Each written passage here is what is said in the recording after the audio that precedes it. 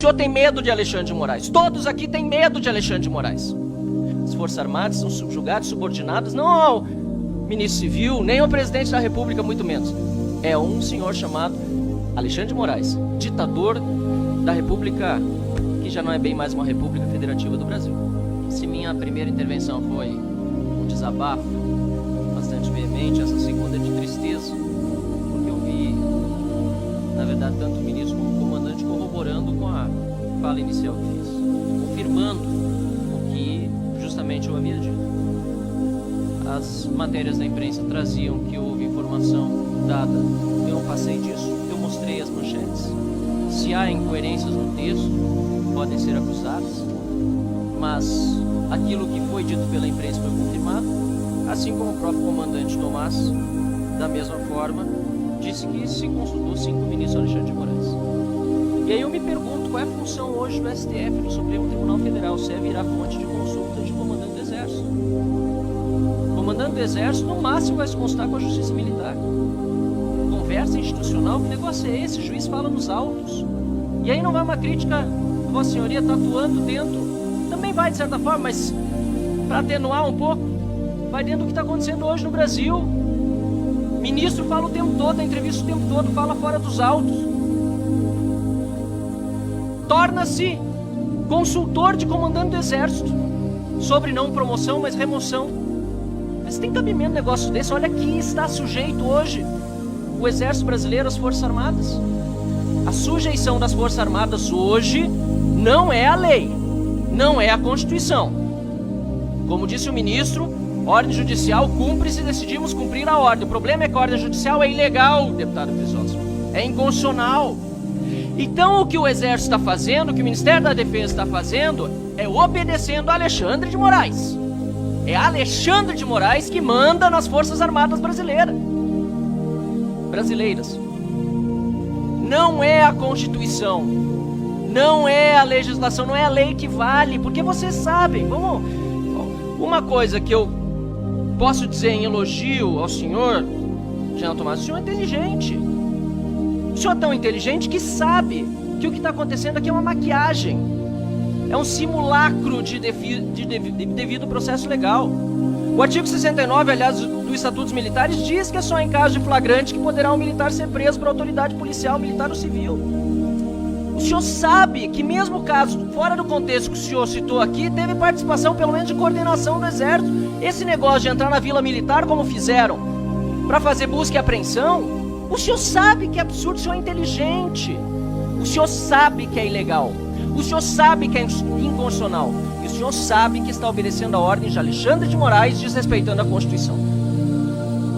Esta é a situação hoje no Brasil. O senhor tem medo de Alexandre de Moraes. Todos aqui têm medo de Alexandre de Moraes. O general Girão, que é general também do Exército, é deputado federal, diz que tem medo de falar porque a censura hoje é regra. E quem impõe é Alexandre de Moraes. Eu sinto muito vê-lo fardado assim e os demais tendo de ouvir eu dizer um reles deputado federal eleito pelo meu estado do Rio Grande do Sul, a quem represento, com muita honra os eleitores, 256 mil que votaram em mim, mas só um deputado federal dentro de 513. Mas eu sinto muito por fazê-lo ouvir de que o senhor tem medo de Alexandre de Moraes. Mas qual é a outra explicação? O senhor é cúmplice? Espero que não. Espero que não. Porque o que está sendo feito, o senhor disse que nunca falou algo contra o subordinado seu. Mas e os colegas de caserna?